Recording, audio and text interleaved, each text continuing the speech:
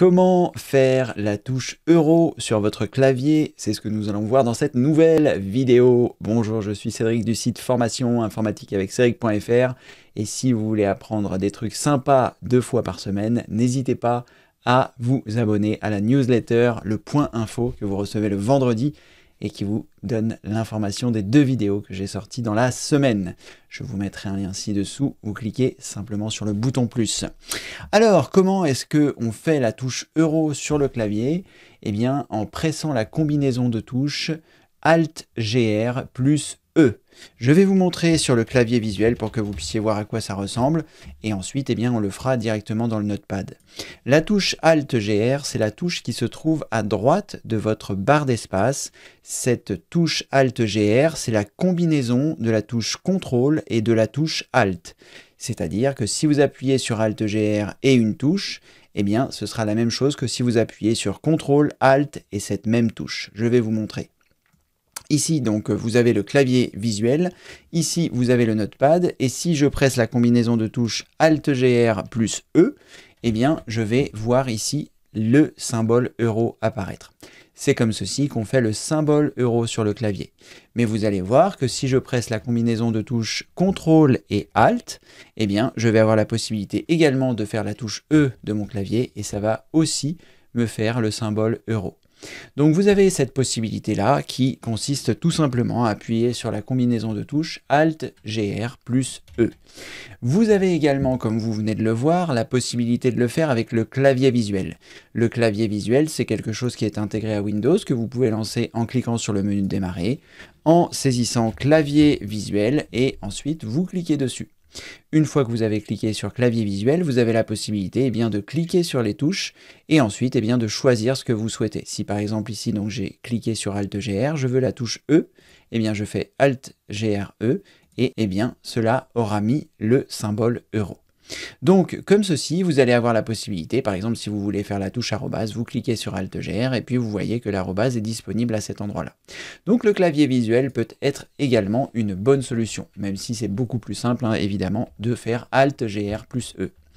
Ensuite, vous avez la possibilité, si cela ne fonctionne pas, je ne sais pas pour quelle raison ça ne fonctionnerait pas, mais parfois ça ne fonctionne pas parce que vous n'êtes peut-être pas dans le bon langage, vous avez la possibilité d'appuyer sur la touche Alt de votre clavier et sans lâcher cette touche Alt, de faire la combinaison de touches 0128. Je vais vous montrer comment ça se passe et je vais relancer le clavier visuel pour que vous puissiez mieux comprendre. Donc, si toutefois ça ne fonctionne pas, la combinaison de touches que je vous ai donnée tout à l'heure, vous allez donc vous mettre sur l'endroit où vous souhaitez insérer l'euro, appuyer sur la touche Alt de votre clavier en restant appuyé, vous allez ensuite faire 0128 et lâcher la touche Alt.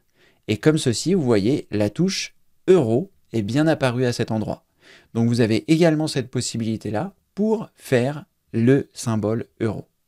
Et enfin, évidemment, vous avez aussi la possibilité de chercher sur Internet le symbole euro pour ensuite faire un copier-coller. Mais ce n'est vraiment pas pratique. Si je tape symbole euro et que je vois ici le symbole euro, je peux le sélectionner avec ma souris, mon clic gauche, faire un clic droit, choisir copier, revenir ensuite dans mon document, faire un clic droit et choisir coller. Mais évidemment, ce n'est pas la plus facile des possibilités à réaliser. Avec ce que je vous ai montré avant, normalement, tout devrait être OK pour faire ce symbole euro. Si toutefois vous rencontrez des difficultés à faire les symboles, que ce soit l'arrobase, que ce soit le symbole euro, que ce soit différentes choses, eh bien peut-être que vous n'êtes pas familiarisé avec le clavier ou tout simplement avec beaucoup d'autres choses qui sont nécessaires pour bien utiliser votre ordinateur. Ce que j'ai appelé moi le pilier numéro 1, base et vocabulaire. Sur le site, dans la boutique qui se trouve ici, vous pourrez retrouver le pilier numéro 1, base et vocabulaire. Si vous avez besoin d'apprendre les bases de votre ordinateur, vous trouverez ce pilier que vous pourrez acheter ici dans la boutique. Sachez que ce pilier est regroupé également dans le pack 365 qui lui regroupe toutes les formations exclusives du site si vous souhaitez. Mais si vous prenez le pilier numéro 1 pour découvrir les formations et voir un petit peu comment ça se passe, eh bien après votre achat et votre inscription, vous aurez accès au pilier numéro 1, base et vocabulaire, et sur ce pilier, eh bien, vous verrez énormément de conseils pour le copier-coller, pour les images, pour la corbeille, pour installer un logiciel, désinstaller un logiciel, et beaucoup d'autres choses si vous débutez avec votre ordinateur.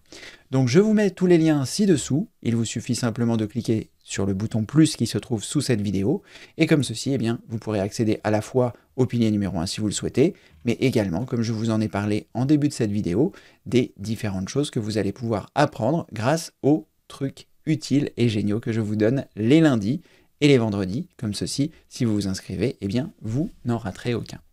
Merci d'avoir regardé cette vidéo, et comme le veut la tradition, je vous dis à très bientôt pour une prochaine vidéo, évidemment. Merci, au revoir.